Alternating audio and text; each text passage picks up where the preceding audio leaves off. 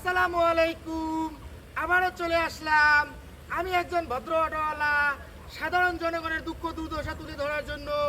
আমি এখন দাঁড়িয়ে আছি কুড়িগ্রাম জেলার ফুলবাড়ি থানার ভাঙামড় ইউনিয়নের ৫ নং ওয়ার্ডের নগরাজপুর এবং ভাঙামড়ের মাঝখানে। আপনারা দেখতেছেন আমাদের সাধারণ জনগণের চলাফেরার বেহাল অবস্থা। যদিও বা একটা কাঠের ব্রিজ করে দিয়েছিল এখানে, তারপরে ব্রিজটা ভেঙে গিয়েছে, ব্রিজটার অবস্থা বেহাল আপনারা দেখতেছেন। যদিও বা একটা কাঠের ব্রিজ করে দিয়েছিল এখানে যাতায়াত করার জন্য, তারপরেও কাঠের ব্রিজটা ভেঙে গেছে আপনারা দেখতেছেন। যে আমি দেখানোর চেষ্টা করতেছি, কাঠের ব্রিজ পুরোটাই একবারে ভেঙে গিয়েছে। মানুষ চলাফেরা করতে পারতেছে না। আসলে মানুষের অনেক কষ্ট হচ্ছে, সাধারণ জনগণের। আমি ভালো করে দেখানোর চেষ্টা করতেছি। আপনারা দেখেন এইটা কিন্তু নদী অনেক গভীর, এই নদীটা আসলে অনেক গভীর।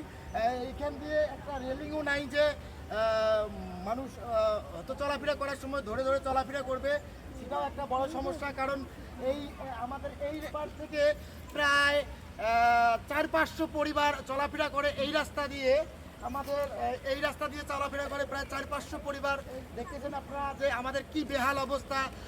আমরা আর চাই না যে আমাদের এই ছোট্ট ছোট্ট সোনামণিরা এই রাস্তা দিয়ে যাওয়ার সময় পা পিছলে কিংবা কাঠের ব্রিজ যেহেতু ভেঙে গিয়েছে, এই ব্রিজ থেকে পড়ে গিয়ে কোনো দুর্ঘটনার শিকার হোক।